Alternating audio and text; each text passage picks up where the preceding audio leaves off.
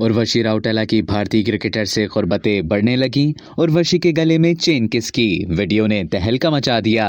भारतीय अदाकारा और सुपर मॉडल उर्वशी राउटेला और भारतीय क्रिकेटर ऋषभ पंत की कुर्बतों में मजीद इजाफा होने लगा और शायद सुर्खियों में फिर जगह बना ली। बॉलीवुड अदाकारा उर्वशी राउटेला की एक वीडियो सामने आई जिसमें उन्होंने बिल्कुल वैसी सिल्वर चेन पहनी हुई है जैसी ऋषभ पंत पहनते हैं। उर्वशी ने एक ब्रांड को प्रमोट करती वीडियो अपने इंस्टाग्राम अकाउंट पर शेयर की।